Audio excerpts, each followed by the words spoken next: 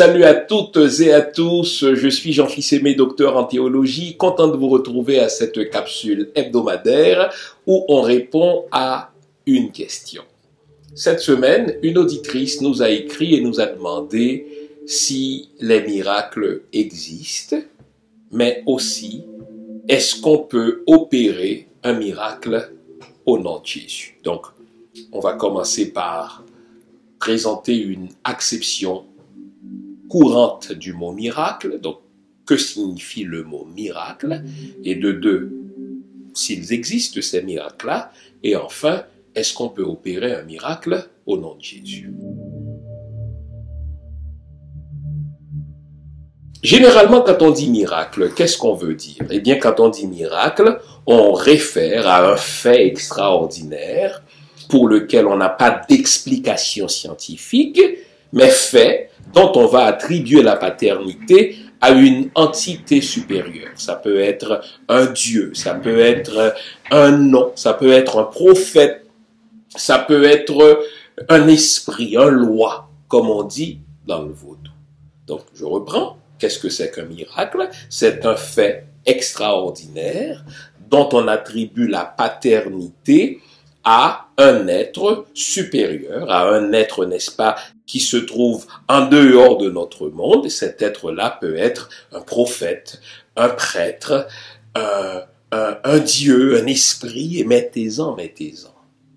Par miracle, on entend une guérison, par exemple. Par miracle, on entend un événement auquel on ne s'attendait pas. Par miracle, on entend une solution qu'on n'envisageait pas et qui arrive à point nommé. Donc, est-ce qu'il y a des miracles? Eh bien, tout bonnement, je vous dis que oui, il y a des miracles. Pour la raison simple que voici, c'est que la science, dans son état actuel de connaissance, ne peut pas tout expliquer. Il n'est pas dans le mandat de la science de tout expliquer. Et c'est tous les jours que les gens vivent des expériences extraordinaires pour lesquelles la science n'a pas d'explication. Et là, si on est intellectuellement intègre, il faut reconnaître qu'il y a des miracles. Lorsque quelqu'un, par exemple, vous dit qu'il avait le cancer, n'est-ce pas, un cancer incurable, et que son médecin lui disait, madame ou monsieur, vous en êtes à vos dernières heures, vous en êtes à vos derniers jours, et cette personne-là se met à prier qui elle veut, et quelques mois plus tard, quelques semaines, cette même personne retourne voir son médecin, qui n'en revient pas du fait qu'il n'y a plus aucune trace de cancer. Ça a un nom, miracle, au sens premier du terme, c'est-à-dire un événement extraordinaire pour lequel la science n'a pas d'explication.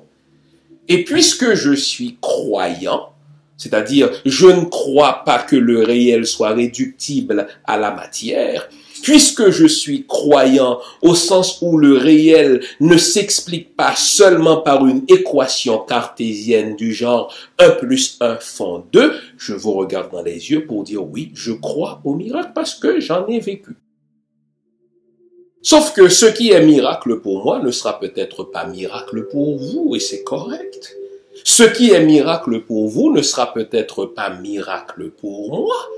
Sauf qu'on ne peut pas balayer du revers de la main le fait qu'il y a des événements, qu'il y a des actions, qu'il y a des faits pour lesquels la science n'a pas d'explication et dont on attribue, les croyants, n'est-ce pas, dont ils attribuent la paternité à un prophète, à un Dieu, à un esprit, etc. Et ça, c'est correct.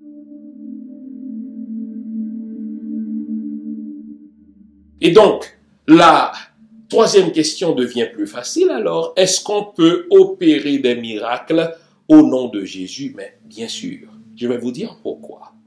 Si vous me demandez à moi, est-ce qu'il y a un Jésus historique factuellement retraçable? Dans mon esprit, c'est que non. Ça ne veut pas dire qu'il n'y ait pas eu un Jésus. Je vous ai déjà dit dans une autre capsule que le nom de Jésus est un nom commun de personne parmi les Sémites au 1er siècle, au même titre que Jean, au même titre que Joseph. Donc, il y a eu sûrement un Jésus auquel on a attribué un certain nombre de choses, mais de ce Jésus-là, on ne sait rien et on ne peut pas compter sur les récits de la Bible pour retracer l'historicité de ce Jésus. Donc pour moi, Jésus est devenu un égrégore, c'est-à-dire Jésus est devenu un mot sur lequel, depuis 2000 ans, on projette, n'est-ce pas, la puissance de notre esprit, et puisque l'esprit humain est fort, en invoquant ce nom sur lequel, pendant 2000 ans, on a projeté tant de puissance, ce nom-là devient puissant. Et à la question, est-ce que des miracles s'opèrent au nom de Jésus? Bien sûr que oui, absolument.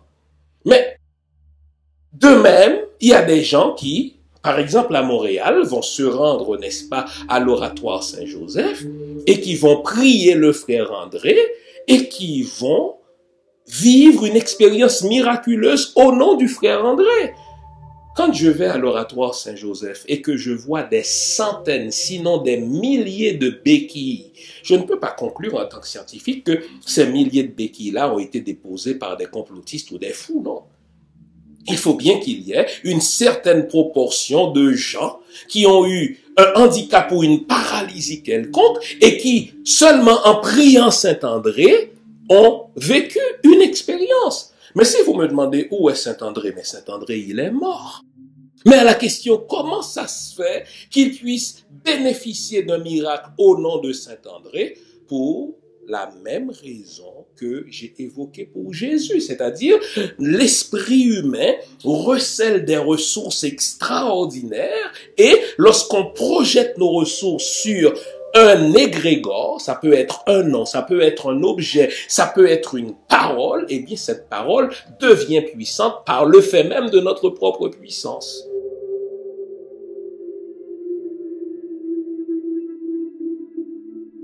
D'autres gens vont vivre ce même type de miracle-là au nom de Dambala, au nom de Ezili, au nom de Shango, au nom d'autres esprits qu'on retrouve dans d'autres spiritualités, que ce soit dans le vaudou ou bien dans d'autres spiritualités de type, n'est-ce pas, chamanisme, dans l'hindouisme, etc. Il n'y a rien d'étonnant à cela, puisque de un, la science ne peut pas tout expliquer, la science n'explique pas tout et n'expliquera pas tout, mais de deux, c'est parce que l'esprit humain recèle de grandes capacités qui sont encore inconnues. Mais trois, pourquoi je crois au miracle? C'est parce que je ne crois pas que les univers ou l'univers soit habité uniquement par des humains. Je crois en des entités. Et selon les formules utilisées, eh bien, on peut demander à ces entités-là d'intervenir dans telle situation donnée. Et parfois, mais pas toujours, elles interviennent et elles opèrent ce qu'on attend d'elles, ces entités. Une guérison, une intervention, une délivrance. J'y crois. Oui, je crois au miracle. Ce qui est miracle pour moi ne le sera pas nécessairement pour vous, mais le fait d'un événement, le fait d'une parole, le fait d'une guérison extraordinaire que la science n'explique pas, j'y crois parce que ça se vit tous les jours. Maintenant, à qui attribuez-vous votre miracle? Ça dépend de vous. Vous l'attribuez à Jésus, pas moi. Un autre va l'attribuer à Ezili, à Allah, à Dambala, au frère André. Bravo. Mais moi, je crois que, puisque nous sommes des dieux, notre cerveau a cette capacité ou a ces capacités inconnues, et quand nous projetons nos capacités sur un égrégore, nous bénéficions, n'est-ce pas, de ce que aujourd'hui on appelle des miracles. J'espère vous avoir été utile. Dans une prochaine capsule, je vous proposerai quelques façons dont on peut projeter nos super capacités mentales, soit sur une personne, sur un objet, ou tout simplement par la concentration pour obtenir quelques-uns de ce que nous souhaitons. On n'obtient pas toujours ce qu'on souhaite, mais on peut y arriver par soi-même seulement en projetant notre volonté.